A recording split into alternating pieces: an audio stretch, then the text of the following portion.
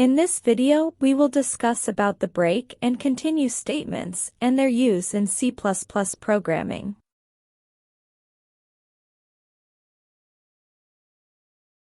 There might be conditions where we don't want to continue with the existing loop. Maybe because we might have achieved the result we were expecting or due to an unexpected behavior. In such cases, we can use the break statement. The break statement helps to come out of the current loop and continue the execution of the program with the code blocks after the loop. For example, we see the below syntax, which is used for loop and while loop. Inside the loop there is an if condition specified. And when that condition is true, it calls the break statement, which not only exits the if loop but also the for loop or while loop where it has been used. The program execution continues with statements after the loop. Let's check the break statement using a program. Suppose we have a program which prints the values from 1 to 10. In the program, we want to add a condition that if the value of I reaches 5, the loop should terminate and should not print any further values. In the program, variable I is initialized as 1.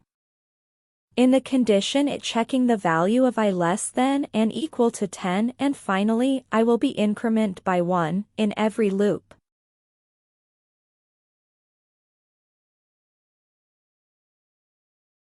An if loop is added with condition that if the value of I becomes equal to 5 it will call the break statement, which will in turn skip the complete for loop and continue to process after the loop. There are two cout statements added. Once before the for loop to print the values of I and second after the for loop to know that the program has come out of the for loop.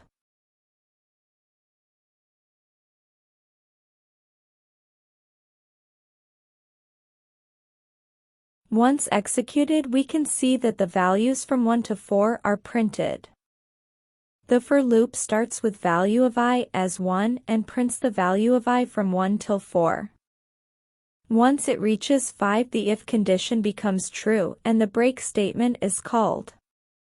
It completely exits the for loop without printing other values from 5 to 10. It prints the other statements after the for loop. Continue statement. The continue statement is also used to break, but only one iteration of the loop and not the complete for loop. The control of the program passes to the next loop iteration. For example, we see the below syntax which uses the for loop and while loop. Inside the loop there is an if condition specified, and when that condition is true, it will calls the continue statement, which not only exists the if loop, but also the for loop or while loop where it has been used. It just skips one iteration, and not the complete loop. The program execution goes back to the start of the loop. Let's use the same program used for break statement to test the continue statement. We just need to change the value of break to continue. Once executed, we can see that the values from 1 to 10 are printed except the value 5. The for loop starts with value of I as 1 and first prints the value of I from 1 till 4. Once it reaches 5, the if condition becomes true and the continue statement is called, which skips the current loop and goes back to the for loop and increments its value. So 5 doesn't gets printed, and then it prints the values from 6 till 10.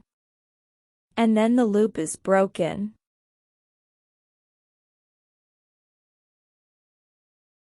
The program continues with the statements after the for loop.